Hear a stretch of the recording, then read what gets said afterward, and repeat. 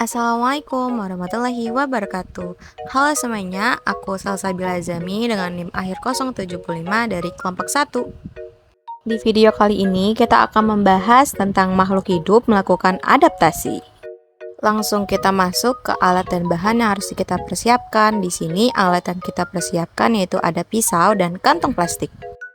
Lanjut ke bahan yang harus kita persiapkan. Yang pertama di sini ada tanaman air berupa eceng gondok, lalu tanaman gurun berupa kaktus dan tanaman tanah berupa singkong. Selanjutnya kita masuk ke cara kerja. Yang pertama yaitu amati bentuk tumbuhan air yang masih lengkap bagian-bagiannya, yaitu masih ada akarnya dari mulai bagian akar. Lalu yang kedua, lanjutkan pengamatan ke batang tanaman. Kalian perlu memotong melintang horizontal batang tanaman air tersebut dan lihat strukturnya. Yang ketiga, lanjutkan pengamatan ke bagian lain tumbuhan. Yang keempat, foto tumbuhan air yang telah diamati. Lalu yang kelima yaitu amati bentuk tumbuhan gurun mulai dari akarnya. Lakukan langkah pengamatan yang sama pada tumbuhan air untuk semua bagian tumbuhan.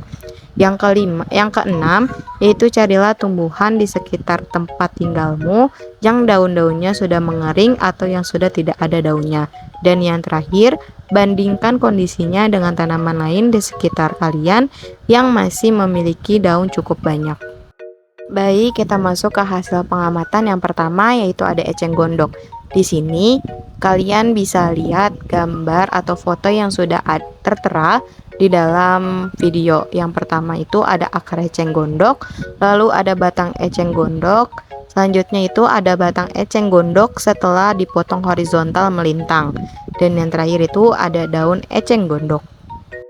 Setelah melakukan pengamatan, kita masuk ke pembahasan tentang eceng gondok.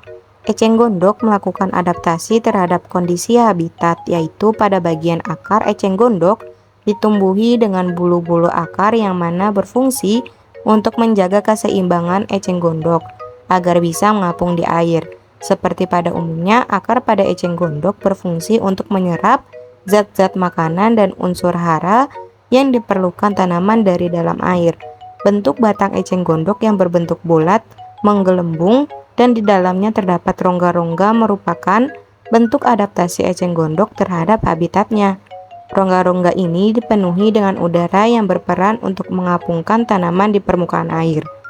Rongga udara ini dibatasi oleh dinding-dinding penyekat berupa selaput tipis berwarna putih. Eceng gondok juga memiliki bentuk daun yang lebar dengan ujung yang meruncing, di mana bentuk daun yang lebar ini berfungsi untuk mempercepat penguapan. Selanjutnya kita masuk ke hasil pengamatan kaktus, dimulai dari akar hingga duri kaktus. Yang pertama di sini ada akar kaktus, bisa kalian lihat pada gambar yang sudah disediakan. Lalu ada batang kaktus, batang kaktus setelah dipotong horizontal melintang. Dan yang terakhir itu ada duri kaktus. Selanjutnya kita masuk ke pembahasan tentang kaktus. Adaptasi kaktus berbeda dengan tumbuhan yang lain. Mulai dari bentuk akar, kaktus memiliki jenis akar tunggang. Kaktus memiliki akar yang panjang dan memiliki fungsi untuk mencari dan menyerap air dari tanah. Batang kaktus menjadi organ fotosintesis dan penyimpanan air. Pada batang kaktus memiliki duri sebagai bentuk adaptasi. Duri ini menjadi pengganti daun pada tumbuhan kaktus. Duri pada kaktus berfungsi untuk mengurangi penguapan air melalui proses transpirasi. Dan yang terakhir, hasil pengamatan tentang singkong. Yang pertama di sini ada akar singkong, lalu ada batang singkong, lalu ada batang singkong setelah dipotong horizontal melintang, dan yang terakhir yaitu ada daun singkong. Kita lanjut ke pembahasan tentang singkong. Pada tanaman singkong untuk beradaptasi terhadap habitatnya, yaitu tanaman singkong memiliki jenis akar tunggang, di mana akar ini nantinya berubah bentuk menjadi umbi singkong, yang fungsinya sebagai tempat penyimpanan cadangan makanan. Pada bagian dalam batang singkong berisi empulur berwarna putih lunak dan strukturnya itu empuk seperti gabus. Baik, setelah kita melakukan semua pengamatan, dapat disimpulkan bahwa setiap tanaman baik eceng gondok, kaktus maupun singkong memiliki adaptasi yang unik terhadap kondisi habitatnya. Eceng gondok sebagai tanaman yang hidup di permukaan air memiliki akar yang ditumbuhi bulu-bulu akar untuk menjaga keseimbangan dan rongga udara di batangnya untuk mengapung.